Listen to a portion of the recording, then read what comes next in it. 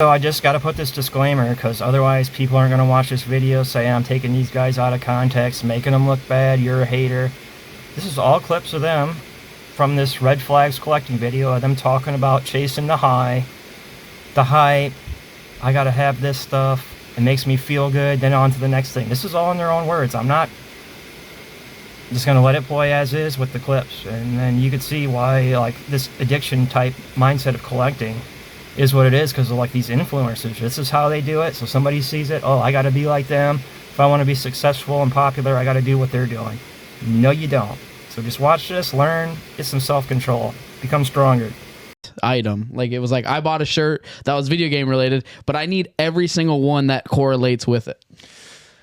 I have such ADD brain. I've done it like 4 times with NES. This is the close. I'm 4 away now. Actually, no, I lied. 3 away. Do you feel like you don't want to get the last 4 because then it's done? Yes. Someone the other day in the comments was like, what about stadium events? And I was like, maybe in 15 years. Because I'm like, I almost don't want it to be done. I have this thing with beating video games that really took off, like where I went crazy with that. Comics. When I tend to get into things, I go crazy with it. But I was curious with you on that NES set, if like when you got to the last 4, like you just don't want it to stop. What did suck, and there is no suck about it because I genuinely loved the journey, the way it happened. The fast part of this topic is what makes it so thrilling, and that's why people do it. I get it. Like, I got in such a whirlwind of like, oh my gosh, I almost got the NES set in like 5 months. And it was so much fun and so energetic that now it's still exciting. There's only a few left. Thank you to a fan of the show who just, again, refused to say no, and he's sending me one of the last ones I need.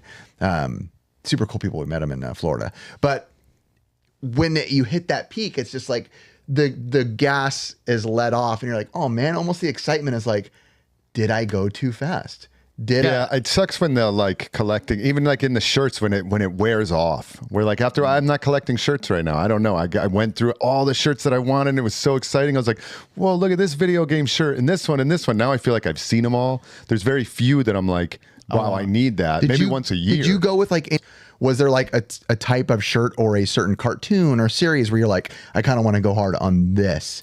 It started off just kind of generally like everything that was cool. And then once I learned more about what was out there, it started to kind of like sub-sector, I guess you would say, where I was like, ooh, I want all the TurboGrafx shirts. Ren and Stimpy. Or I went on a Ren and Stimpy kick. Then I went on I want all the Ghost Rider all over shirts. So I started like finding little subsections to collect. But aren't you at a point now where like the shirts you need are like thousands of dollars or at least over 1K? One or like a Thor 1 and they're like thousands, tens of thousands To get of that dollars. thrill? To get the thrill, yeah. It's like a drug. Like, I got it. It's like it gets harder and harder to get the high, you know? It's like it's got to be more thrilling. That is one downside of collecting is that like I almost feel, for me anyway, I need it to be more expensive or more rare. In which it tends to be more pricey to get that, like, oh, that's so cool to have that thrill because, like, let's say for NES, like once I get stadium events and the last NWC, I'm like, I'm done. That's it. There is no more thrill.